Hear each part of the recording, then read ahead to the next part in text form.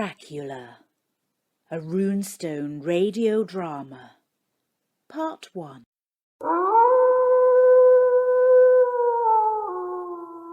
Transylvania and Moldavia are in the midst of the Carpathians.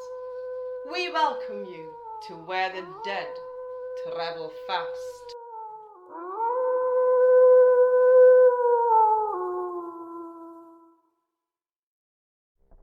What sort of place had I come to? What kind of people? What sort of grim adventure had I embarked upon? Whilst in London, I had some time to myself, so I had studied the books I had found regarding Transylvania. It struck me that some foreknowledge of the country might benefit me, but I have arrived at Castle Dracula. What an unusual place this is. Mr. Harker. Yes? You are most welcome to my house. You may enter freely. Count Dracula? I am Count Dracula, and I bid you welcome. Please, follow me. I followed and was led into a small room that had a delightful supper waiting for me. I trust that the supper I have prepared for you will be to your liking. But if you will excuse me, I have already dined.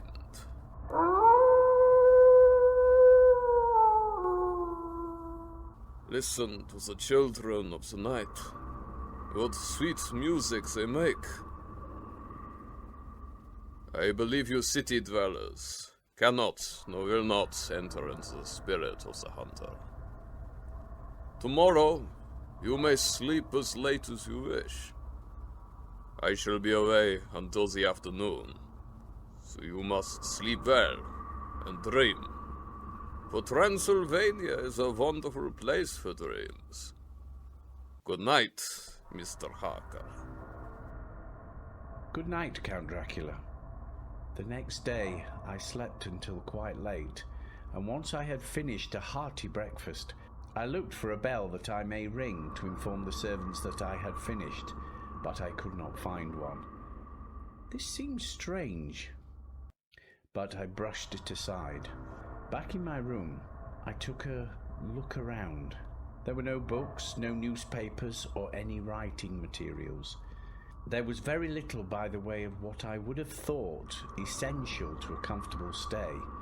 There wasn't even a mirror in my bathroom, which I must say did make shaving rather difficult.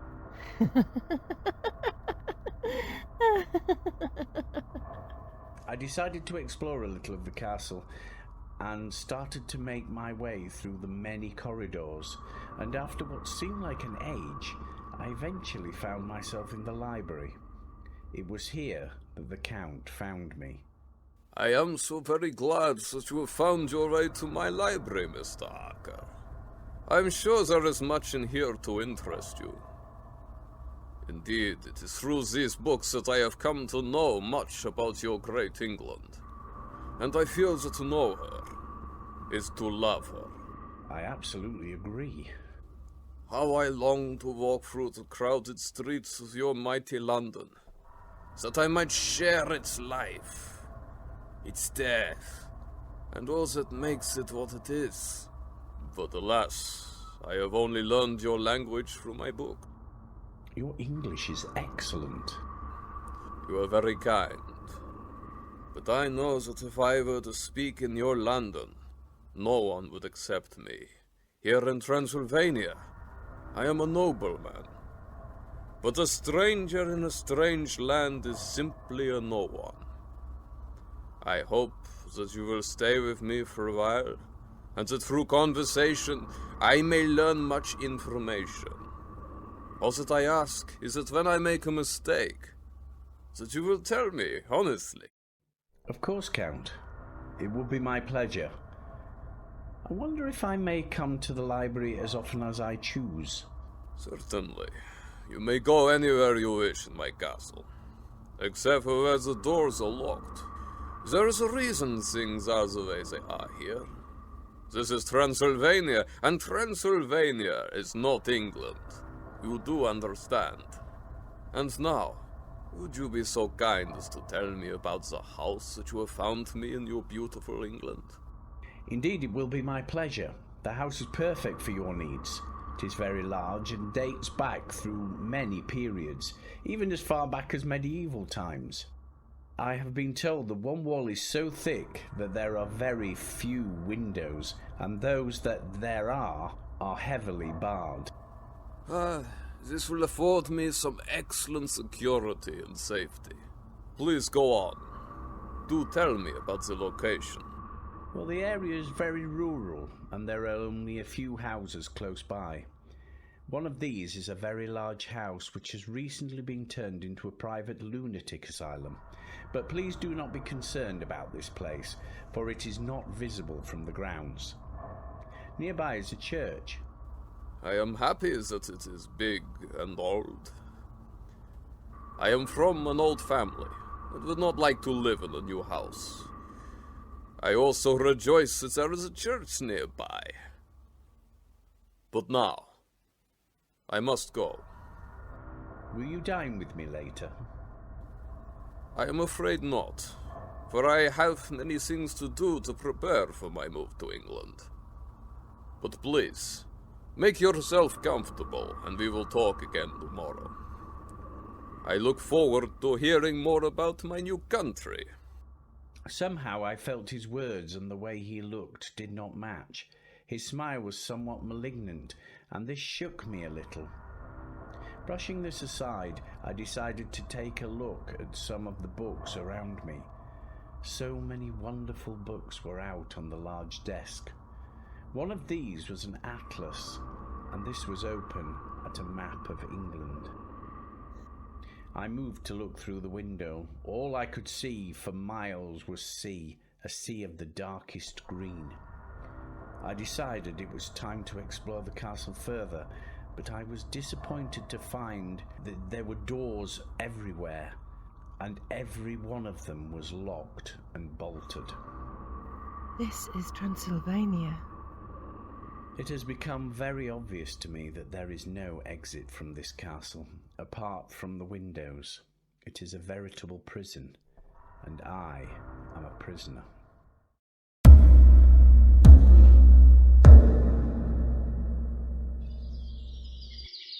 Dearest Lucy, forgive my long delay in writing, but I have been overwhelmed with work. I am afraid to say that the life of an assistant schoolmistress is sometimes very trying. How I am longing to be with you, and to be by the sea. I also miss my Jonathan greatly, and eagerly awaited news from him. I hear rumours of a forthcoming marriage to a Mr. Holmwood. There are so many rumours. Arthur Holmwood is a charming man, but only last week I met John Seward. He is a doctor and very clever. He is only 29 and already has an immense lunatic asylum under his own care. He has the curious habit of looking one right in the eye, as though trying to read your thoughts.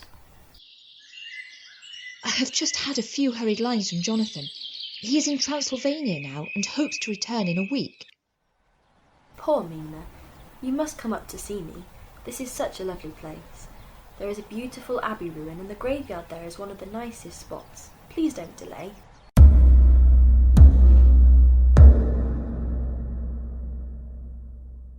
When I realized I was a prisoner, a wild feeling came over me. I rushed about, trying every door, looking through every window. My helplessness soon overpowered me, and I sat down to think what might be done. How was it that everyone had warned me about coming here? Warned me of the Count? How was it that the peasants at the Coach Inn had given me garlic and a crucifix? Have you written again to our friend Mr. Peter Hawkins? No, not yet. Have you written to any other? I've written to no one. Then you must write now, my young friend. Write to our friend and to any other. Tell them that I have invited you to stay with me for 1 month from now. You wish me to stay so long? I desire it very much, and I take no refusal. I thought I would be leaving sooner. I ask that you discourse any other things, apart from business in your letters. You may tell your friends that you are well, and that you look forward to getting home. This should please them. Now I trust that you will forgive me, but I have much work to do in private. Let me warn you in all seriousness. Should you leave these rooms, do not fall asleep in any other part of the castle. It is old, and has many memories. I am afraid there are bad dreams for those who sleep unwisely. I returned to my room. After not hearing a sound for some time, I came out again and went up the stone steps to the window. Here I could look out towards the south. As I leaned through the window, my eye was caught by something moving below me. I looked down and saw the Count's head coming out of the window below. I watched with interest as he climbed out of the window, my feelings turning to disbelief and horror as the man's entire body emerged from the window and started to crawl down the castle wall and over the dreadful abyss. I could not believe my eyes. Maybe it was some trick of the moonlight, a weird effect of the shadows. I kept looking, and it was certainly no delusion. His fingers and toes grasped hold of the rock, and I saw him move like a lizard along the wall. The dead travel fast. I feel the dread of this horrible place closing around me. I am in fear, and there is no escape, trapped in terrors that I dare not think of.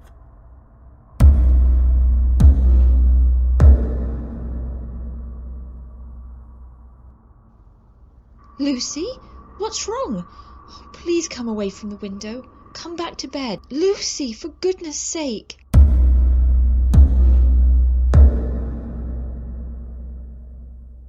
The Count has once more gone out in the same way as before. I have taken his absence as an opportunity to explore more of the castle. I have found this room at the top of the flight of stairs. It has clearly not been touched since bygone days. There is a dreadful feeling of loneliness in this room that makes my skin tremble. After trying to calm my nerves, I felt a sleepiness coming over me, but I remembered the Count warning me of sleeping anywhere else in the castle and fought against it.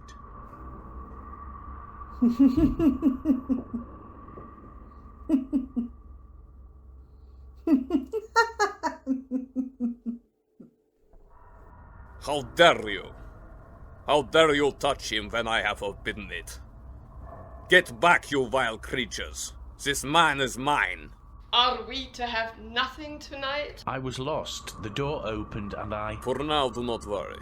Tomorrow we must part, and you shall return to your beautiful country, while I need to remain here to do some work. Work which may result in us never meeting again. I shall not be here when you depart, but all will be ready for your journey. May I not leave tonight? Not tonight. My coachman is away on a mission. Now, come with me.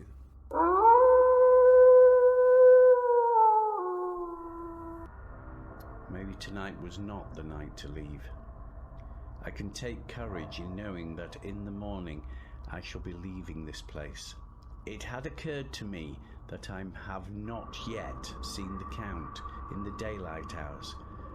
Can it be that he sleeps while others are awake? Perhaps I could crawl through my window to enter his room. My resolve was firm. I would discover if the Count slept throughout the daylight hours. I climbed from my window, the courage of the day upon me, and there lay the Count, his cheeks fuller, his mouth redder, and on his lips there were fresh drops of blood. Could I be right in thinking that he feeds on blood alone? Is this why he never dines with me? I looked more closely at the Count. No sign of movement, no pulse, no breath. My thoughts race. it falls to me to rid the world of this monster.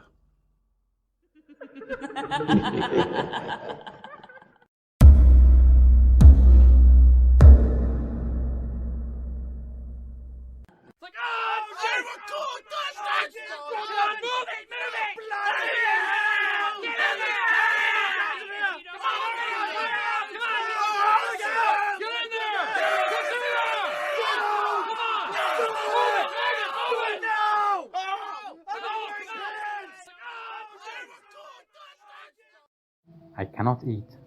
I cannot rest or sleep. All I think of is dearest Lucy. I try to fill my mind with study. I have a patient who is of much interest. He is so unlike the normal lunatic, I am determined to understand him as well as I can. His name is Renfield. He has a great physical strength and morbidly excitable periods of gloom. He is probably dangerous, more to himself than to others. His hobby is catching flies, but lately he has turned his attention to spiders. He now has several large fellows in a box. He feeds them with his flies, which are becoming diminished. I have told him the spiders must be got rid of. No, never. They are wholesome and good for me. Spiders are so full of life, you see. They give me life. Do they? Yes, sir. But I would gladly get rid of them, if you get me a kitten. A kitten? Yes, sir. A nice kitten that I can feed and feed and feed. Wouldn't you rather have a cat? Oh, yes, sir. I would love a cat. I only asked for a kitten as I thought you would refuse me a cat. Oh, yes, sir. A cat. A lovely, fat cat. I'm afraid it isn't possible at present. I had to give him a strong opiate to calm him. I then took away his pocketbook, in which he makes notes. The man is an homicidal maniac. I have given him the name Zoophagous Maniac, a life-eating maniac. He desires to absorb as many lives as he can. A strange change comes upon him during the night.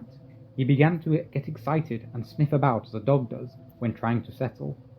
All he would say was, "The master is at hand." It's as though he has been seized by some religious mania. I heard him talking to his cell window, calling, "I am here, master." He seems much calmer now, and so I must try and get some sleep.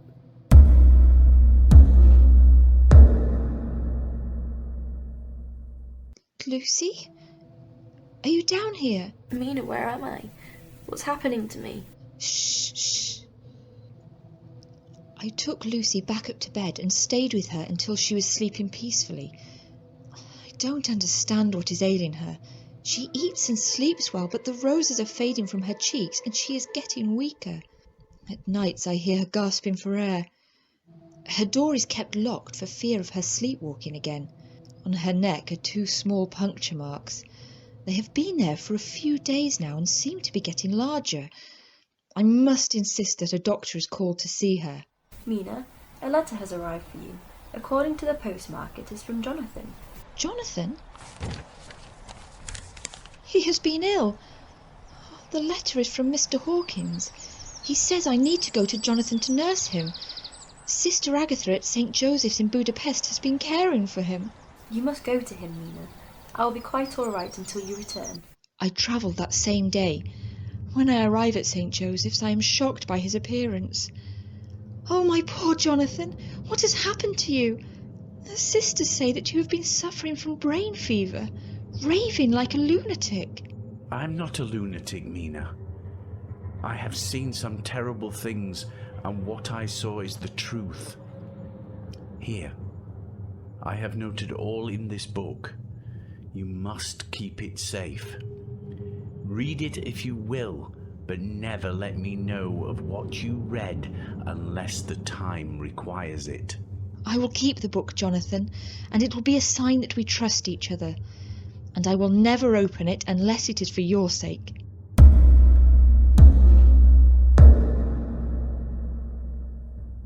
I feel horribly weak. I am so pale and my throat hurts constantly. I haven't told Arthur.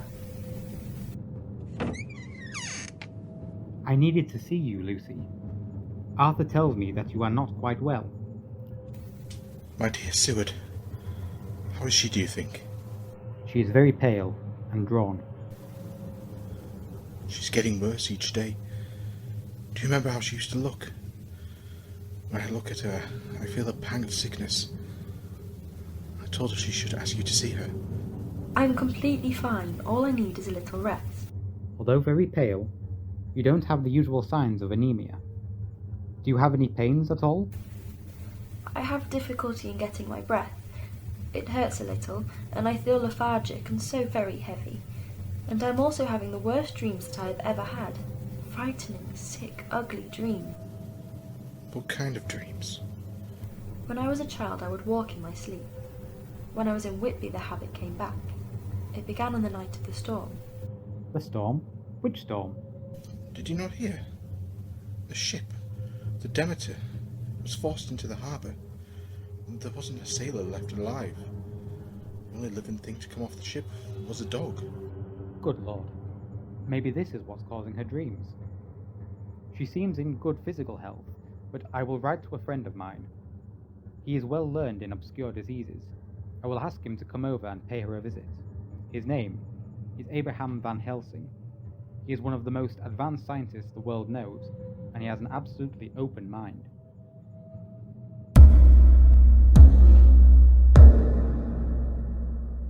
My good friend, I have received your letter, and by good fortune I can leave at once. Arrange that we may see the young lady tomorrow afternoon, but not too late, for it is likely that I may have to return here that night. But if need be, I shall come again in 3 days, and stay longer if I must. Till then, goodbye, my friend John.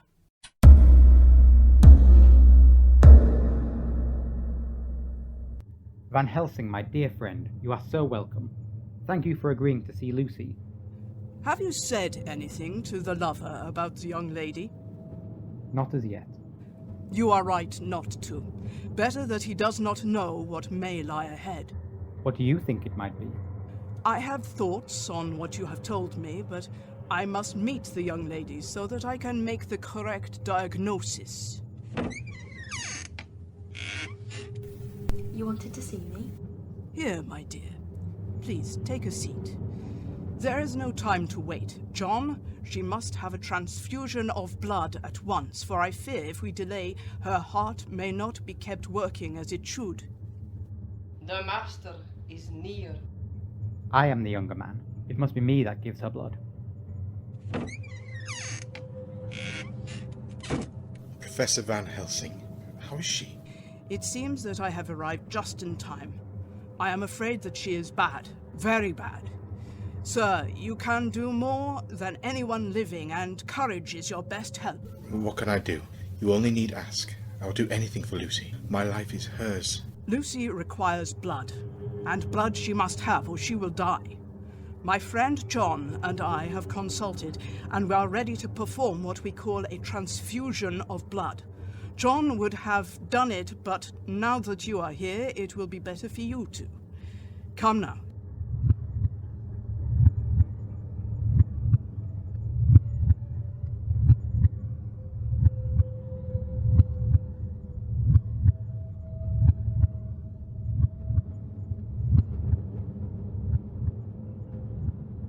You must now go home and rest. Eat plenty, then you shall soon recover.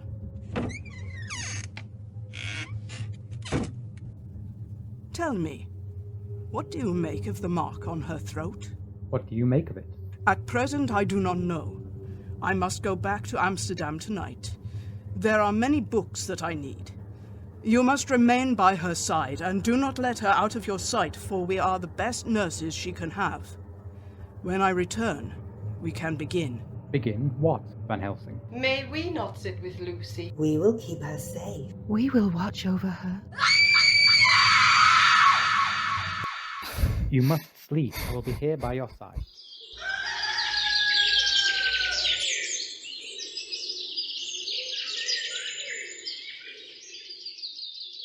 I see you are much improved, miss. These are for you. A medicine not to be taken, but to wear and place in your windows.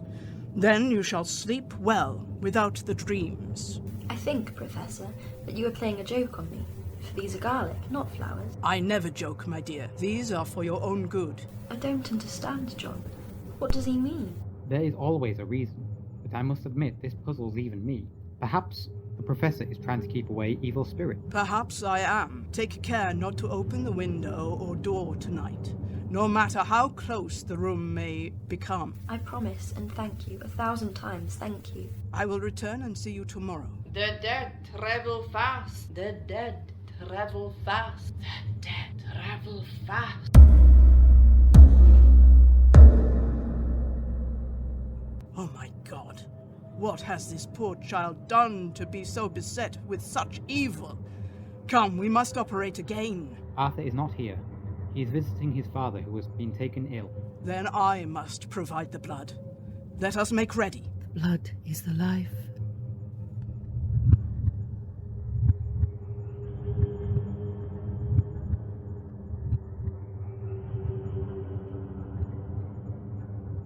Lucy had 4 days and nights of peace. For every day new garlic arrived for her protection. They foolishly believe that she is safe.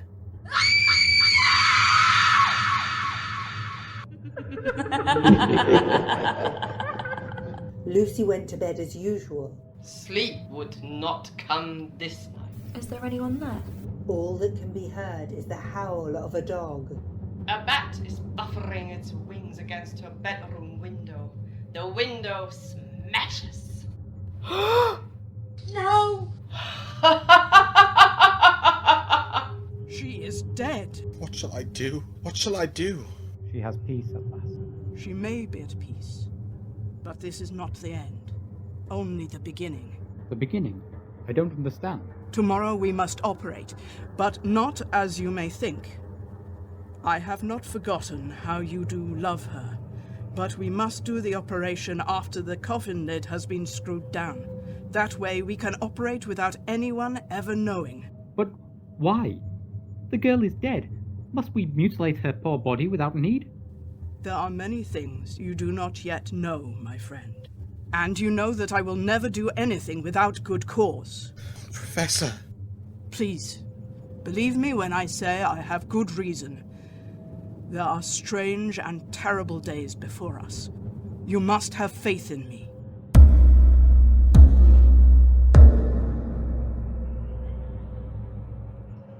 My poor dear Lucy. My dear Mrs. Harker, may I speak with you? Forgive me, but do you remember your dear friend keeping a diary while you were together in Whitby? She did keep a diary.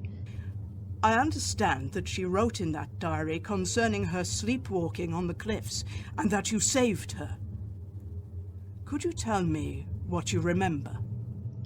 I am a school teacher, Dr. Van Helsing. I noted all that Lucy said and did. Do you wish to see the notebook? I have it here. Thank you. May I inquire after your husband? Is he recovered from his illness? Almost, thank you. He has occasional moments of fever. I believe this is brought about by shock. Only yesterday, while we were walking in Piccadilly, he thought he saw the gentleman he had been working with in Europe. It seemed to shock him deeply. Was this the gentleman? Jonathan didn't know. He said it looked like him, but was far too young to have been. I must admit, Doctor, I am quite worried about him. He is still suffering. Dr. Van Helsing, please do not think me strange, but while in Transylvania, Jonathan kept a journal.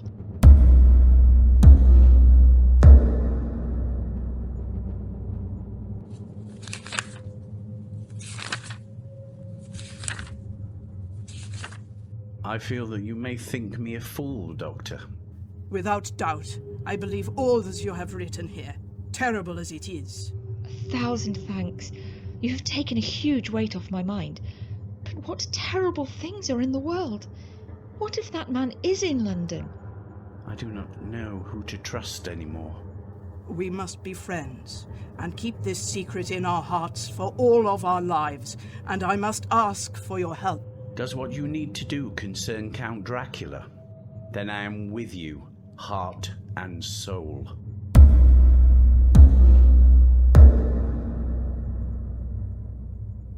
Have you seen the newspaper? Many young women have been found with small puncture wounds in their throats, exactly the same as Lucy. I thought she had died of some nervous prostration following a great loss of blood. In the pampas, there are bats that come at night and suck on the veins of horses until they bleed them dry. In the islands of the Western Sea, there are also bats which attack sailors while they sleep on deck. These men are always found dead in the morning, dead from lack of blood, exactly the way Lucy was. Are you telling me that Lucy was attacked by such a bat, here in London? I want you to believe in things that you cannot. Do you believe that the holes found on those young women were made by the same creature that made holes in Lucy? It is entirely possible. No, my friend. It is so much worse. The holes on the throats of the young women were made by Lucy. That is absolute madness. How can you prove such a thing? Tonight, you and I shall spend the night in the church where Lucy lies. We must open her coffin, take out her heart, and remove her head. To be continued.